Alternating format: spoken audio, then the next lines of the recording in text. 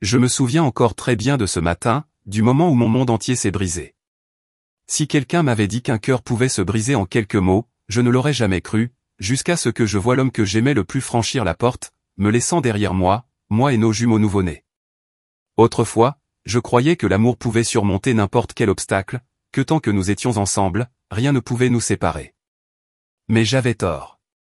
Il s'avère que l'amour n'est pas toujours assez fort pour triompher de l'avidité, de l'ambition et de la manipulation d'une femme qui se dit mère. C'est le jour où j'ai réalisé que mes enfants et moi n'avions jamais vraiment fait partie de son monde. J'ai rencontré Daniel un après-midi d'automne, alors que des feuilles dorées couvraient les petites rues de New York. J'étais architecte d'intérieur, nouvellement arrivé en ville à la recherche d'opportunités après avoir obtenu mon diplôme universitaire. Quant à lui, Antoine Morel, il était l'héritier de l'empire immobilier Montgomery & Co., une puissante famille propriétaire de propriétés de luxe s'étendant de Manhattan à Los Angeles. Mais je ne savais rien de tout cela lorsque nous nous sommes rencontrés par hasard dans un petit café au bord de la rue. À l'époque, Daniel n'était qu'un homme charmant avec un sourire chaleureux et des yeux bleus vifs qui pétillaient quand il me regardait, pas un homme portant le poids de toute une dynastie sur ses épaules. Nous sommes tombés amoureux rapidement, comme le font souvent les jeunes couples remplis de passion et d'espoir. Daniel n'était pas comme les autres hommes riches. Il n'a jamais affiché son argent, n'a jamais été distant ou arrogant. Au lieu de cela, il était gentil, doux et me faisait sentir comme si j'étais la seule personne dans son monde. Ces premiers mois ensemble ont été les moments les plus heureux de ma vie. Je l'aimais de tout mon cœur, sans jamais réaliser que l'amour seul ne suffirait pas à résister au poids écrasant du nom Montgomery et de son héritage. Quand je suis tombé enceinte, Daniel était fou de joie. Il m'a tenu dans ses bras et a promis de nous protéger, moi et notre enfant, pour toujours. Mais l'amour et les promesses n'étaient pas assez forts pour tenir tête à sa mère, Françoise Morel, une femme aux yeux gris perçants et au cœur d'acier. Je me souviens encore de la première fois que je l'ai rencontrée, juste une semaine après que Daniel ait découvert que j'étais enceinte. Elle nous a invités à une somptueuse fête au domaine Montgomery, où des lustres en cristal illuminaient les murs ornés de peintures d'artistes célèbres. Dès l'instant où je suis entré, j'ai su que je n'y appartenais pas. Les femmes dans leurs robes de soirée extravagantes me regardaient avec attention. Les hommes, pour la plupart des associés de la famille, remarquèrent à peine ma présence alors qu'ils se déplaçaient dans la grande salle, remplie de pouvoir et de prestige. Françoise Morel était assise au centre de la pièce, un verre de vin rouge à la main. Ses yeux gris et froids me scrutèrent de la tête aux pieds. Elle n'a pas manifesté d'hostilité immédiate, au lieu de cela, elle arborait un sourire poli mais totalement peu sincère. Mais j'ai su dès le premier instant qu'elle avait déjà décidé que j'étais indigne. « Daniel me dit que tu es enceinte », dit-elle, sa voix dénuée de réelle émotion. Comme c'est inattendu. Je ne savais pas comment répondre. Je resserrai ma prise sur la main de Daniel, sentant la tension dans son corps. Il se força à sourire faiblement, essayant de maintenir une atmosphère agréable, mais je pouvais voir l'inquiétude dans ses yeux. Pendant toute la soirée, Margaret ne m'a rien dit de plus, mais je savais que ce n'était pas fini. Et comme je le craignais, quelques jours plus tard, Daniel a commencé à changer. Il est devenu distant, perdu dans ses pensées, souvent sans sommeil et recevant constamment des appels téléphoniques mystérieux de sa mère. Quand je lui ai demandé, il m'a simplement rassuré que tout allait bien, que je n'avais rien à craindre. Mais le malaise en moi devenait de plus en plus fort de jour en jour. Au moment où j'ai donné naissance à nos jumeaux, j'étais certaine que quelque chose n'allait pas. Daniel était toujours là à l'hôpital, souriant toujours doucement en tenant nos bébés dans ses bras, mais il y avait un mur invisible entre nous, une distance que je ne pouvais pas franchir. Et puis, ce matin fatidique, j'ai eu ma réponse. Daniel entra dans notre petit appartement, les yeux creux, les épaules lourdes, comme s'il portait une montagne entière sur son dos. Je tenais nos nouveau-nés dans mes bras et je les berçais doucement pour apaiser leur surprise. Quand je l'ai vu, j'ai souri, croyant qu'il était venu commencer notre nouvelle vie ensemble. Mais ce sourire s'est rapidement estompé lorsque j'ai vu l'expression de son visage. « Nous devons parler », murmura-t-il. J'ai placé les bébés dans leur berceau et me suis tourné vers lui avec une inquiétude croissante. « Qu'est-ce qui ne va pas, Daniel ?» Il n'a pas répondu immédiatement. Il déglutit difficilement, ses yeux évitant les miens. « Je ne peux plus faire ça, » dit-il finalement, la voix faible et tremblante. « Je ne peux tout simplement pas. » Mon cœur s'est arrêté. « Tu ne peux pas faire quoi, Daniel ?» J'ai demandé. Il inspira profondément, comme si les mots qu'il s'apprêtait à prononcer allaient tout détruire. « Je dois partir. L'air dans la pièce devint glacial. Je pouvais sentir mon cœur se briser, chaque fragment perçant profondément ma poitrine. Partir? Répétai-je, ma voix étant à peine un murmure. Que veux-tu dire, Daniel? Il m'a regardé avec des yeux torturés, mais il n'y avait aucune hésitation dans son expression. Il avait déjà pris sa décision. Ma mère avait raison, dit-il, la voix chargée d'émotion. Nous n'appartenons pas au même monde. Je ne peux pas rester. Les larmes coulaient sur mon visage avant que je puisse les arrêter. Je secouai la tête, refusant de croire ce que j'entendais. Tu me quittes? Quitter tes propres enfants juste parce qu'elle te l'a dit? Daniel n'a pas répondu. À ce moment-là, j'ai réalisé que l'homme que j'aimais avait disparu. À sa place se tenait un lâche, une marionnette contrôlée par sa mère, un homme prêt à échanger sa femme et ses enfants contre la sécurité de son héritage. Daniel m'a tourné le dos et s'est dirigé vers la porte. J'avais envie de crier, de courir vers lui et de le supplier de rester, mais mon corps était figé sur place. Je suis désolé, dit-il, mais il n'osa pas regarder en arrière. La porte s'est refermée derrière lui, me laissant seul avec nos jumeaux nouveau-nés et un cœur brisé. J'étais assis là, regardant la porte fermée par où Daniel venait de sortir. Une partie de moi espérait encore qu'elle s'ouvrirait à nouveau, qu'il reviendrait et me dirait que tout cela n'était qu'un cauchemar. Mais cela ne s'est pas produit. Dans ce petit appartement, il n'y avait que moi et mes deux nouveau-nés, complètement inconscients de la perte que je portais. Les larmes coulaient silencieusement sur mon visage alors que je regardais les deux vies fragiles allongées dans le berceau. Ils ne savaient pas que leur père venait de leur tourner le dos, m'abandonnant pour les élever seuls. Les premiers jours après le départ de Daniel ont été les plus sombres de ma vie. Je ne pouvais pas manger, je ne pouvais pas dormir, je ne pouvais rien faire d'autre que serrer mes bébés contre moi et pleurer. La nuit, l'appartement semblait vide. Et d'un froid insupportable, le son de leurs petits cris résonnait sur les murs, se mêlant à mes propres sanglots étouffés. J'étais complètement épuisé physiquement et émotionnellement. Mon corps me faisait encore mal à cause de l'accouchement, mais la douleur physique n'était rien comparée au sentiment d'être abandonné. Je ne pouvais pas oublier le moment où Daniel se tenait là, les yeux remplis de culpabilité mais sans véritable lutte. Il avait choisi la solution la plus simple, s'en aller. Toutes les promesses d'amour et de dévouement s'étaient soudainement transformées en paroles dénuées de sens. Durant ces jours, je me sentais comme une personne différente.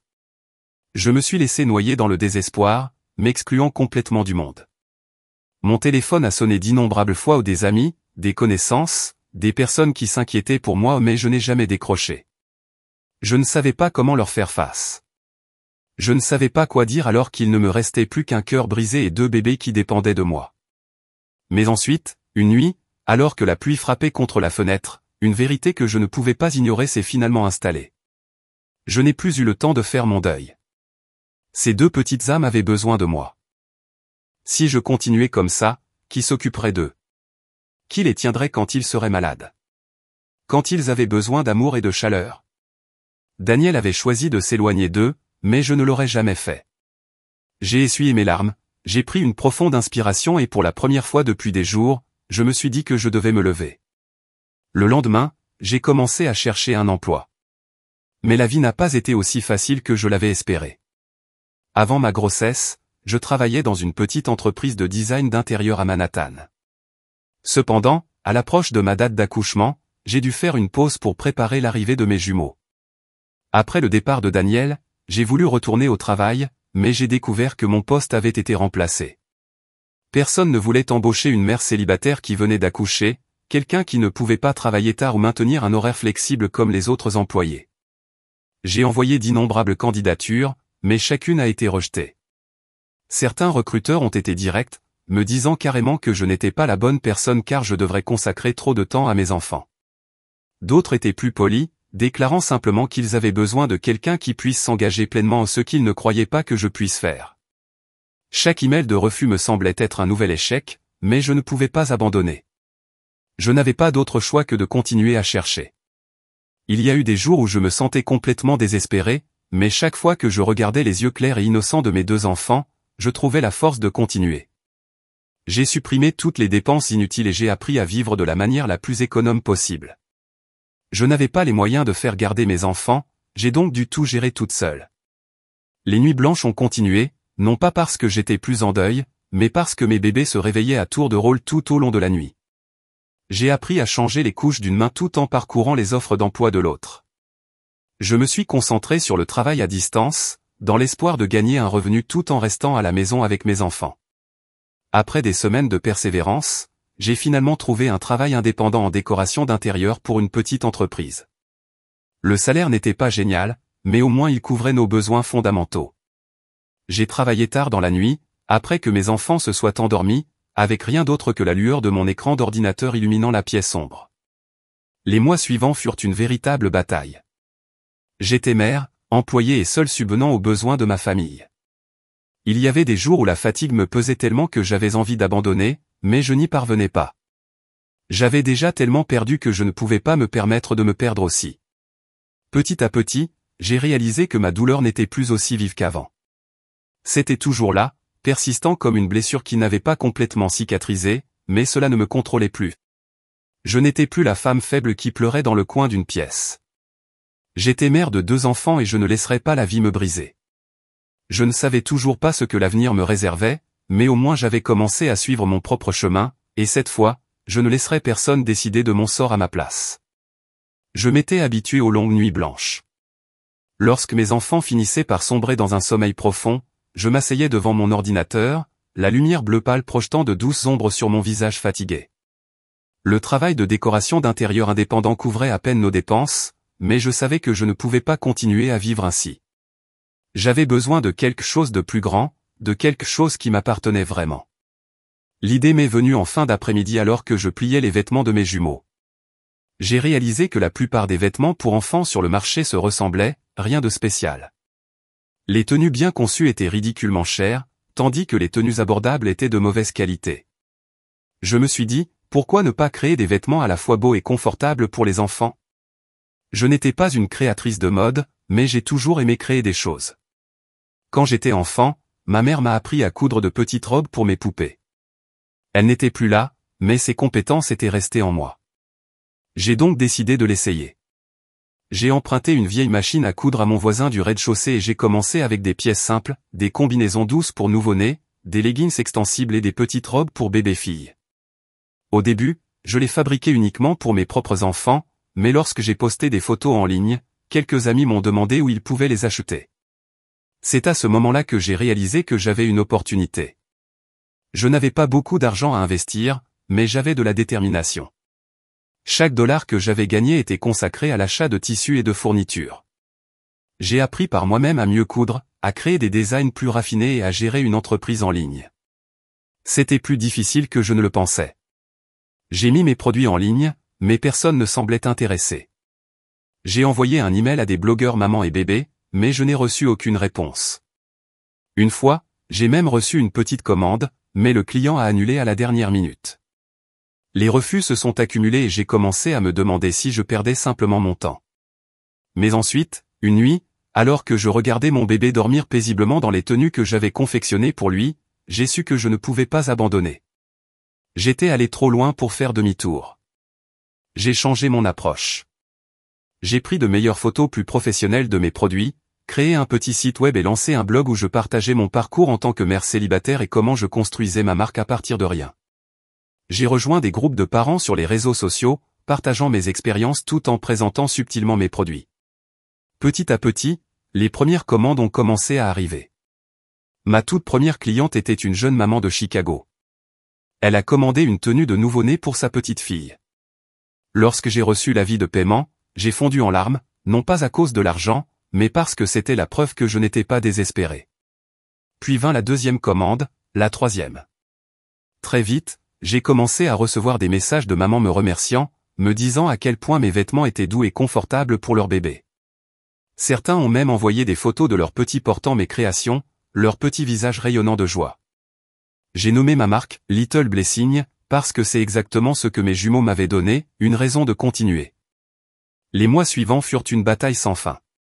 J'ai travaillé jour et nuit, m'occuper de mes enfants, coudre des vêtements, emballer les commandes et gérer mon site web. Mon petit appartement s'était transformé en mini-atelier de couture. Des tas de tissus empilés partout et des bobines de fil éparpillées sur le sol. Chaque matin, je me réveillais avant mes enfants pour répondre aux emails des clients. L'après-midi, pendant qu'ils faisaient la sieste, je coupais du tissu et cousais. La nuit, quand tout était silencieux, je restais éveillé pour me renseigner sur le marketing, la publicité et le développement de marque. J'étais épuisé, mais je ne m'étais jamais senti aussi vivant. Puis, un jour, quelque chose d'inattendu s'est produit. Une de mes publications est devenue virale sur les réseaux sociaux. Une maman influenceuse bien connue sur Instagram a partagé son amour pour Little Blessing, louant la qualité et le design élégant de mes produits. Du jour au lendemain, ma boîte de réception a été inondée de messages et les commandes ont grimpé en flèche. Je n'en croyais pas mes yeux. J'ai dû appeler un ami pour m'aider à emballer les envois parce que je ne parvenais pas à répondre à la demande écrasante. J'ai rapidement trouvé un petit atelier local pour m'aider à produire mes créations les plus populaires. En seulement 6 mois, Little Blessing est passé d'une petite boutique en ligne à un nom bien établi dans l'industrie de la mode pour enfants. Je ne travaillais plus seulement pour survivre. Je construisais un avenir pour moi et mes enfants. Pour la première fois depuis des années, je me sentais fier de moi. Un soir, alors que je pliais des vêtements pour préparer l'expédition, j'ai reçu un email d'une grande chaîne de vente au détail pour mère et bébé de New York. Ils voulaient collaborer pour introduire Little Blessing dans leur magasin. Je pose mon téléphone, les mains tremblantes. C'était une opportunité dont je n'avais jamais osé rêver. Je me suis retourné pour regarder mes enfants endormis, mon cœur se gonflant de gratitude. J'avais tellement perdu, mais dans le processus, je m'étais retrouvé.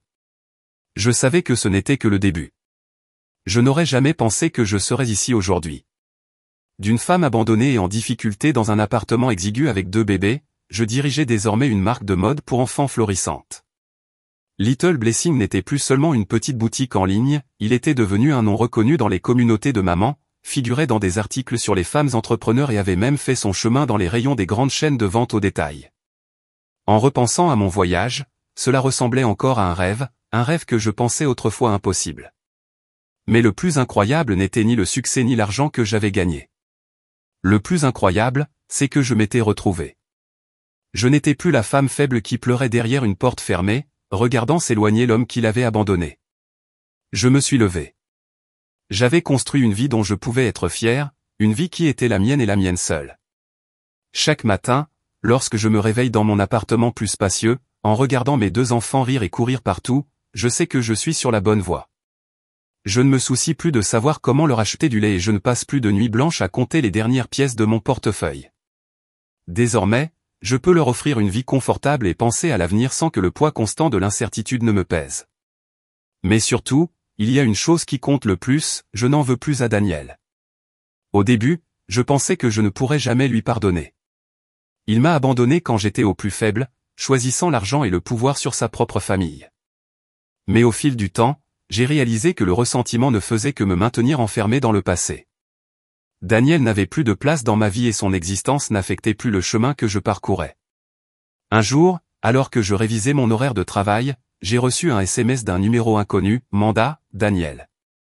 Pouvons-nous nous rencontrer? J'ai regardé le message, un sentiment étrange m'envahit. Cela faisait des années que je n'avais pas eu de ses nouvelles. Après m'avoir quitté, Daniel avait complètement disparu de nos vies. Je n'avais aucune idée de la façon dont il avait vécu, s'il était satisfait ou non de sa décision, mais tout cela ne m'importait plus. Je pose mon téléphone sans répondre. Cet après-midi-là, j'étais assis dans mon petit bureau, parcourant les dernières créations de ma prochaine gamme de produits. Je ne pouvais pas empêcher mon esprit de dériver vers le passé, mais cette fois, cela ne m'a pas fait souffrir.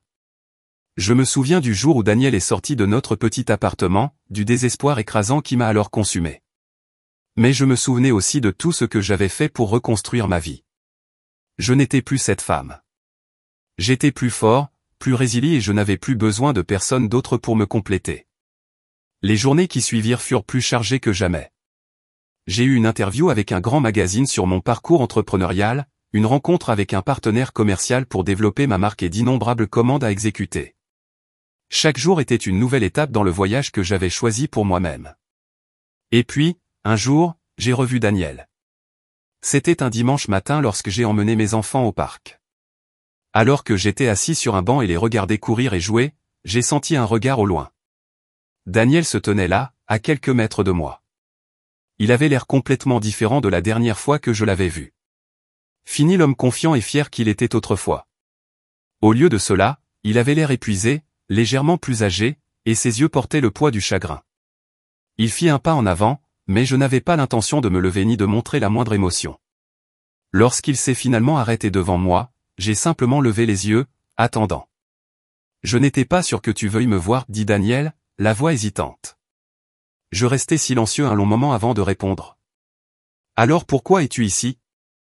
Daniel jeta un coup d'œil aux enfants avant de se retourner vers moi. Je vous ai vu dans les journaux. J'ai vu votre succès. Et j'ai réalisé que j'avais tort. Je n'ai pas été surpris. Je m'y attendais. Vous vous en êtes rendu compte un peu trop tard, répondis-je calmement. Daniel eut un sourire triste. Je sais, il baissa les yeux, les mains fermement serrées. Je voulais juste te dire que je suis désolé. Non pas parce que j'attends ton pardon ou parce que je veux revenir, mais parce que je regrette vraiment ce que j'ai fait. Je lui ai fait un petit signe de tête. As-tu fini? Il hésita, comme s'il ne s'attendait pas à cette réponse de ma part.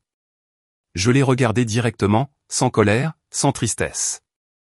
Daniel, j'ai parcouru un long chemin pour en arriver là où je suis aujourd'hui, et rien de tout cela n'a rien à voir avec toi. De plus, je n'ai rien dit d'autre. Je me suis simplement levé et j'ai marché vers mes enfants, laissant Daniel seul. Je n'ai pas regardé en arrière et je ne me souciais pas non plus de savoir s'il regardait toujours.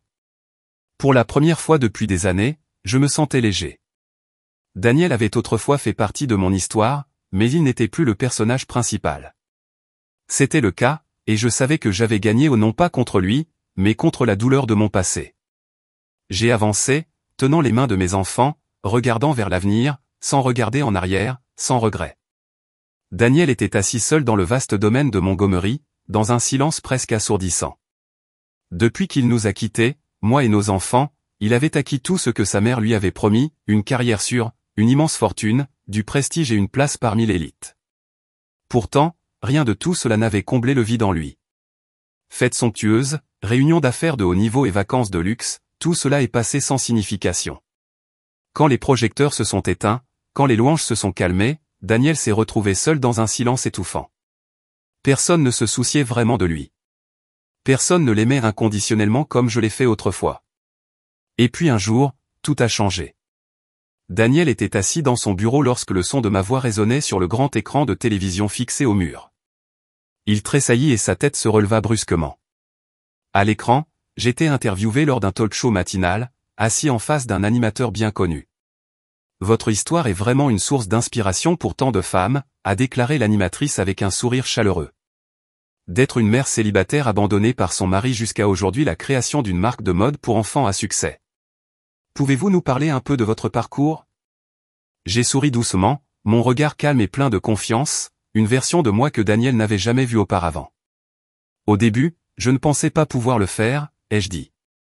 Mais j'ai réalisé que si je ne me défendais pas, personne d'autre ne le ferait.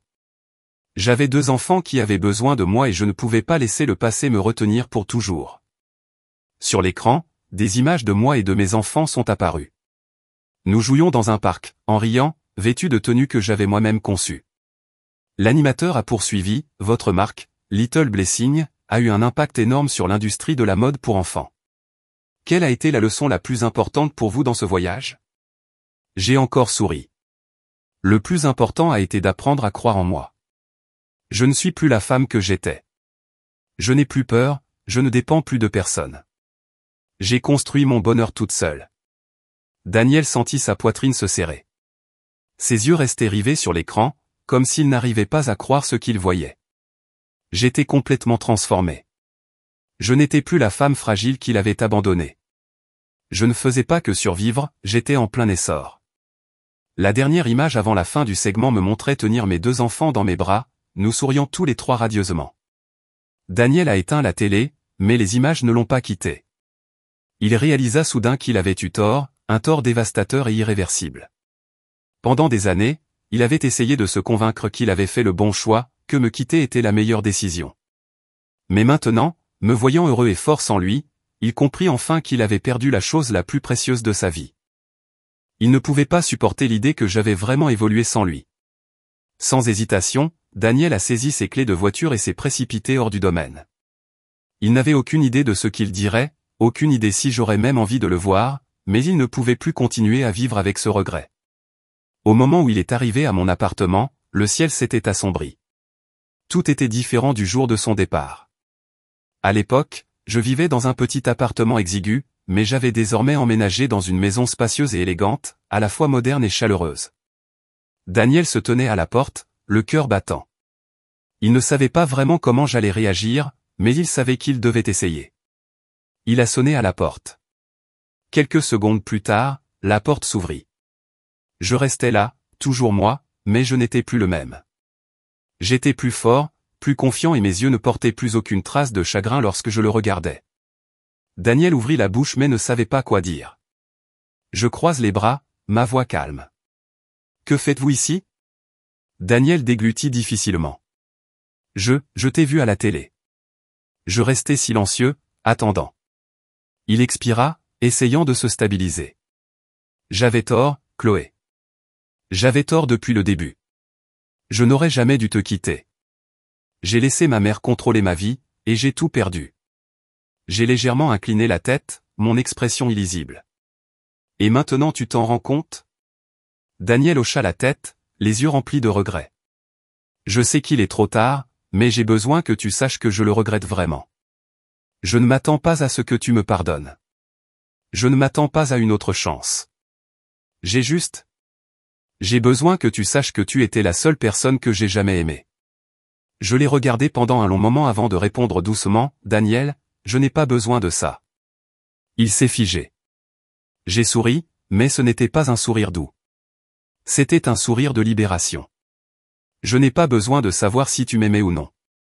J'ai évolué. J'ai construit une vie dont je suis fier et tu n'en fais plus partie. Daniel resta figé, comme s'il avait enfin accepté la vérité. J'ai continué, tu as choisi ton chemin il y a longtemps, et moi aussi. Maintenant, je suis heureux et je n'ai pas besoin qu'un passé douloureux revienne pour perturber ma vie. Daniel baissa la tête, les yeux remplis de chagrin. Il savait qu'il ne pouvait pas changer le passé. J'ai pris une profonde inspiration et j'ai dit doucement, prends soin de toi, Daniel. Puis j'ai fermé la porte. Daniel resta là un long moment, regardant la porte fermée devant lui. Une légère brise passa, entraînant avec elle un profond sentiment de perte. Il avait tout, puis il a tout perdu. Et cette fois, il savait qu'il était impossible de le récupérer. Daniel restait debout dehors, immobile, devant la porte qui venait de se fermer au nez. Une partie de lui avait envie de frapper à nouveau, de mendier une chance. Mais au fond, il savait que cela ne servait à rien. Je n'étais plus la femme que j'étais autrefois ou la femme qu'il avait supplié en larmes de rester. J'avais évolué. J'avais construit une vie sans lui. Et Daniel a finalement été contraint de faire face à la réalité, il avait tout perdu. Il se détourna, ses pas lourds alors qu'il sortait du complexe d'appartement. Une forte rafale de vent froid glissa à travers son manteau, mais il ne le remarqua même pas. Son esprit était vide à l'exception de l'écho de mes paroles qui résonnaient dans sa tête, tu ne fais plus partie de ma vie. Ces mots le transpercèrent comme un couteau, mais il n'y avait personne d'autre à blâmer que lui-même. Au moment où il revint au domaine Montgomery, le grand manoir se profilait dans la nuit, sa lumière dorée se répandant à travers les imposantes fenêtres. C'était toujours aussi magnifique, toujours un symbole de pouvoir et de statut ou les choses mêmes qu'il avait choisies plutôt que sa propre famille. Mais ce soir, tout ce que Daniel pouvait voir, c'était à quel point c'était vide et sans vie. Il entra dans le vaste hall, où l'odeur du bois de chêne et le parfum coûteux de sa mère persistaient dans l'air. Tout était parfait, les tapis persans complexes, les peintures à l'huile sur les murs, les meubles de luxe soigneusement placés, mais il n'y avait aucune chaleur dans tout cela. Françoise Morel était assise dans son fauteuil habituel, faisant tournoyer un verre de vin rouge à la main. Lorsqu'elle vit son fils entrer, elle n'eut pas l'air surprise. « Où étais-tu » Sa voix était toujours aussi froide. Daniel ne répondit pas tout de suite. Il ôta son manteau, le plaça sur une chaise et se dirigea vers le bar en se versant un verre de whisky. « Je suis allé voir Chloé, dit-il enfin, la voix rauque. Le silence remplit la pièce pendant quelques instants. Margaret posa son verre de vin et poussa un long soupir peu impressionné. « Je suppose que tu as réalisé que tu n'as plus de place dans sa vie. » Daniel se tourna vers elle, le regard sombre. « Tu savais. » Elle sourit. Pensais-tu vraiment qu'une femme que tu as abandonnée resterait assise à t'attendre pour toujours? Ces mots incitèrent Daniel à resserrer sa prise autour du verre. Tu dis ça comme si ce n'était pas de ta faute. Margaret laissa échapper un petit rire, mais il n'y avait aucune chaleur dedans. Ma faute, Daniel? Je t'ai simplement guidé vers le chemin pour lequel tu es né.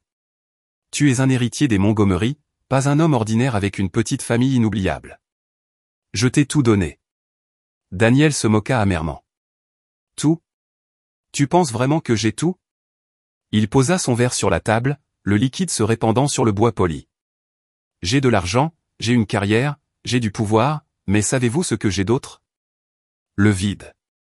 Chaque matin, je me réveille dans ce manoir et j'entre dans un bureau rempli de gens qui ne me respectent pas pour qui je suis.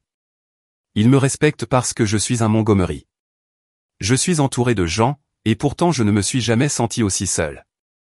Margaret ne dit rien, son expression illisible alors qu'elle regardait son fils. Daniel continua d'une voix chancelante, pendant ce temps, Chloé est partie. Elle a réussi sans moi. Nos enfants ont grandi sans moi. Et moi. Il laissa échapper un rire amer. Tout ce qu'il me reste, c'est cet endroit, toi et tout ce que tu appelles et tout au point. Croisant ses bras sur sa poitrine, alors, qu'est-ce que tu veux, Daniel? Tu t'attends à ce que je m'excuse de t'avoir aidé à assurer ton avenir. Daniel rit, mais il n'y avait là que de l'amertume. Non, maman, tu ne t'excuses jamais. Tu ne regrettes jamais ce que tu fais. Il expira brusquement en secouant la tête. Mais je le fais. Il regarda directement sa mère. Les yeux bleus autrefois brillants étaient maintenant assombris par l'épuisement. Je regrette de t'avoir écouté. Je regrette d'avoir perdu Chloé. Je regrette de ne pas avoir été là lorsque mes enfants ont pris leur première respiration. Mais surtout, je regrette de t'avoir laissé contrôler ma vie pendant tant d'années. Margaret plissa légèrement les yeux, semblant pour la première fois perturbée par les paroles de son fils. Daniel prit une profonde inspiration, comme s'il rassemblait le reste de son courage pour dire ce qu'il avait besoin de dire. Je pars. Margaret se redressa brusquement. Qu'est-ce que tu viens de dire? Daniel jeta un dernier coup d'œil autour du manoir une dernière fois, son regard balayant les peintures, les meubles luxueux, la décoration coûteuse dont il pensait autrefois ne pas pouvoir vivre. Mais maintenant, tout cela ressemblait à une coquille vide. Je pars, répéta-t-il lentement et clairement. Je ne peux pas continuer à vivre comme ça. Je ne sais pas où je vais aller. Je ne sais pas ce que je vais faire. Mais je ne peux pas rester ici. Margaret se leva, son ton calme habituel se brisant. Tu te comportes comme un imbécile, Daniel. Penses-tu vraiment que tu peux t'éloigner de tout? Si tu franchis cette porte, tu perdras ton héritage, tu perdras tout ce que j'ai construit pour toi. Daniel sourit, mais ce n'était pas un sourire de bonheur. C'était le sourire d'un homme qui avait atteint son point de rupture. Tu as raison. Si je pars, je perdrai tout. Mais tu sais quoi? J'ai perdu les choses les plus importantes il y a longtemps. Il se retourna, attrapa son manteau et sortit du manoir. Cette fois, personne ne lui a couru après. Personne ne s'est tenu à la porte pour l'arrêter. Seule une silhouette solitaire s'est éloignée du monde extravagant sans lequel elle pensait autrefois ne pas pouvoir vivre. Et pour la première fois depuis des années, Daniel se sentait vraiment libre. La lumière du soleil du matin coulait à travers les fenêtres, remplissant de chaleur ma maison spacieuse mais confortable. Le son des rires de mes enfants résonnait dans l'air, se mêlant aux doux arômes du café fraîchement moulu. Je m'assis à mon bureau, les doigts glissant sur le clavier, examinant les derniers contrats de Little Blessing, la marque que j'avais bâtie à partir de rien. J'avais parcouru un long chemin pour être ici aujourd'hui. D'une mère célibataire en difficulté, abandonnée aux plus faibles, j'étais devenu une entrepreneur à succès, présentée dans les magazines économiques célébrant les femmes et les startups. Little Blessing n'était plus seulement une petite boutique en ligne vendant des vêtements pour bébés. Elle était devenue une marque reconnue à l'échelle nationale, avec ses produits présentés dans de grandes chaînes de vente au détail à travers les États-Unis. J'avais même ouvert 2 magasins phares à New York et à Los Angeles, où de jeunes mères venaient trouver des vêtements magnifiquement conçus pour leurs enfants. Chaque jour, j'étais plus occupé que jamais, mais je ne me sentais jamais fatigué. Tout ce que j'avais aujourd'hui a été construit de mes propres mains. Personne ne me l'a remis. Je ne comptais sur personne et surtout, je n'avais plus besoin de la validation de Daniel. Le jour où il a quitté le domaine Montgomery, laissant derrière lui le luxe pour lequel il s'était autrefois battu si durement, je ne le savais même pas. Ce n'est que bien plus tard que j'ai appris qu'il avait renoncé à son héritage, rompu les liens avec sa mère et reparti de rien. Mais cela ne m'importait plus. Je ne pensais plus à lui avec ressentiment, et je ne me souciais plus de ce qu'il faisait ou de ce qu'il ressentait. Il faisait partie de mon passé, mais ce passé n'avait plus aucun pouvoir sur moi. Cet après-midi-là, j'ai emmené mes enfants au parc. Ils coururent sur l'herbe verte et luxuriante, leur rire remplissant l'air. Je me suis assis sur un banc, sirotant mon café, savourant la paix pour laquelle j'avais tant lutté. Une femme s'est assise à côté de moi, m'offrant un sourire chaleureux. « Tu es Chloé, n'est-ce pas ?» demanda-t-elle, les yeux brillants d'excitation. « Le fondateur de Little Blessing ?» J'ai hoché la tête, souriant en retour. « Oh mon Dieu, je suis tellement fan de toi, s'exclama-t-elle. Je suis votre parcours depuis si longtemps. Votre histoire est vraiment inspirante. Vous avez fait ce dont tant de femmes rêvent, se relever de la douleur, reconstruire leur vie et obtenir un succès incroyable. » Ces paroles m'ont pris par surprise, mais une chaleur s'est répandue dans mon cœur. « J'ai juste fait ce que j'avais à faire, » répondis-je. Je refuse de laisser ma situation définir mon avenir. La femme hocha la tête en souriant. « Merci d'avoir partagé votre histoire. Vous avez donné de la force à tant de personnes. » Je l'ai regardé s'éloigner, le cœur plein d'émotions. Je n'avais jamais pensé que mon histoire pourrait inspirer les autres, mais j'ai maintenant réalisé que ce que j'avais construit ne consistait pas seulement à subvenir aux besoins de mes enfants ou à gagner ma vie. J'étais devenu un symbole de résilience, une femme qui refusait de se laisser définir par son passé. Ce soir-là, je me suis assise sur le canapé du salon, mes 2 enfants blottis dans mes bras. Je leur ai raconté une histoire avant d'aller au lit, non pas une histoire de prince ou de princesse, mais celle d'une femme qui s'est levée, a surmonté les difficultés et a créé son propre bonheur. « Est-ce qu'elle a fini par être heureuse, maman ?» a demandé ma petite fille, ses yeux ronds me regardant. J'ai souri en l'embrassant sur le front. « Oui, chérie. Elle a créé son propre bonheur. » Alors que j'éteignais les lumières et sortais de la pièce, je me suis arrêté sur le pas de la porte, regardant mes enfants dormir paisiblement. C'était tout ce dont j'avais besoin. Je n'avais pas besoin d'un homme pour me compléter. Je n'avais pas besoin que quelqu'un vienne me sauver. Je m'étais sauvé. Ma vie, mon bonheur, mon avenir, tout a été construit par mes propres mains. Et pour la première fois depuis des années, je savais que j'étais vraiment maître de mon destin. La vie ne se déroule pas toujours comme nous l'espérons, mais la façon dont nous affrontons l'adversité définit qui nous devenons. Après avoir été abandonnée et avoir touché le fond, Chloé s'est reconstruite, refusant de laisser le passé contrôler son avenir. Elle n'avait pas besoin d'être sauvée, ni d'avoir besoin de la validation de l'homme qui l'avait laissée derrière elle. Son succès, son bonheur et sa liberté étaient entièrement de sa faute. Cette histoire n'est pas une question de vengeance ou de regret. Il s'agit de croissance, de résilience et de récupération de sa vie. C'est une preuve de la force et de la détermination d'une femme face à l'adversité. Que pensez-vous du parcours de Chloé? Êtes-vous d'accord avec ses décisions? Partagez vos réflexions dans les commentaires et n'oubliez pas de suivre la chaîne pour découvrir des histoires plus inspirantes sur la vie et la famille.